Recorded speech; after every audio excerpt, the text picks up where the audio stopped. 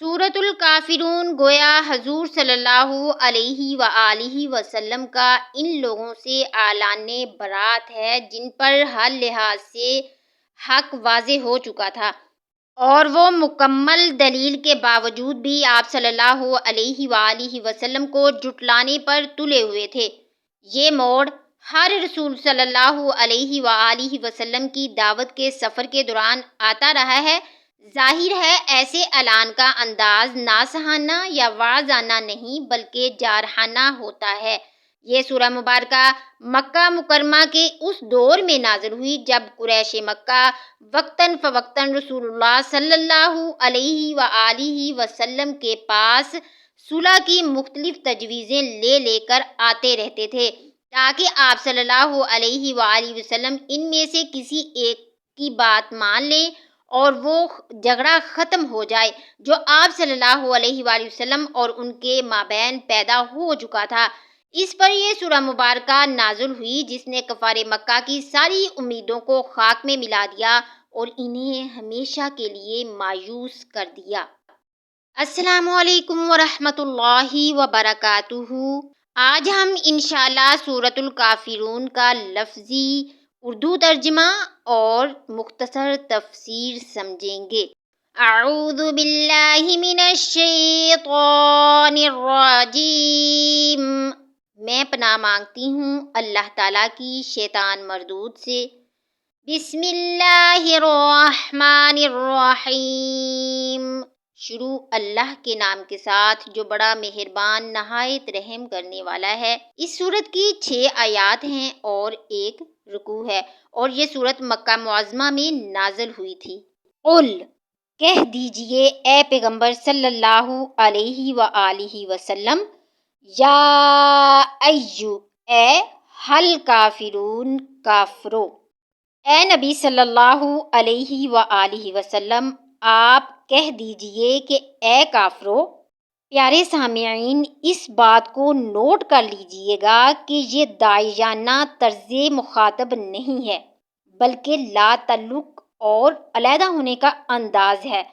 ظاہر ہے ایک داعی تو اپنے مخاطبین کو یا ایھا الناس کہہ کر پکارتا ہے کہ اے اللہ کے بندو میری بات سنو، گویا کلمہ تخاطب میں ہی مفہوم واضح کر دیا گیا کہ اگر میری تمام تر ناصحانہ کوششوں کے باوجود بھی تم لوگوں نے کفر و انکار پر ڈٹے رہنے کا فیصلہ کر لیا ہے تو تمہارا یہ فیصلہ اور طرز عمل تمہیں مبارک ہو، لیکن تمہیں معلوم ہونا چاہیے کہ اس کے بعد اب میری اور تمہاری راہیں جدا ہو چکی ہیں۔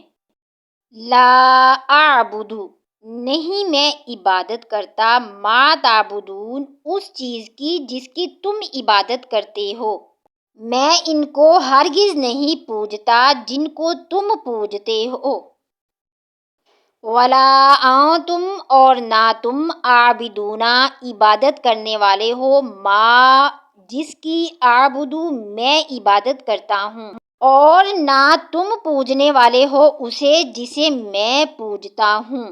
اس آیت میں ان کے تمام معبودوں کی نفی کر دی گئی ہے۔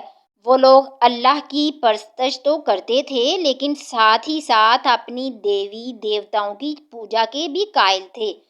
اس پس منظر میں ان پر واضح کیا جا رہا ہے کہ جس طرح میں خالص اللہ کی بندگی کرتا ہوں اس طرح تم لوگ صرف اور صرف اس کی پرستش نہیں کرتے ہو، چنانچہ تمہاری اس انداز کی جو پوجا ہے تمہارے اپنے خود ساختہ معبودوں کی پوجا تو ہو سکتی ہے، ایک اللہ کی پوجا نہیں ہو سکتی۔ ولا انا اور نہ ہی میں عابد عبادت کرنے والا ہوں، ما جس کی تم عبادت کرتے ہو، اور نہ ہی میں آئندہ کبھی پوجنے والا ہوں ان کو جن کی تم پوجا کرتے ہو۔ ان آیات میں اب بظاہر جو ہے وہ تکرار نظر آتا ہے لیکن در حقیقت اس اسلوب میں ماضی، حال اور مستقبل کا احاطہ کیا گیا ہے، یعنی نہ میں نے زمانہ ماضی میں کبھی تمہارے معبودان باطل کی پوجا کی اور نہ آئندہ کبھی تم مجھ سے ان کی توقع کر سکتے ہو۔ ولا انتم اور نہ تم عابدونا عبادت کرنے والے ہو ما جس کی اعبدو میں عبادت کرتا ہوں، اور نہ تم پوجنے والے ہو اس کو جس کو میں پوج رہا ہوں۔ لکم دینکم تمہارے لیے تمہارا دین ہے، ولی دین اور میرے لیے میرا دین ہے۔ اب تمہارے لیے تمہارا دین اور میرے لیے میرا دین ہے۔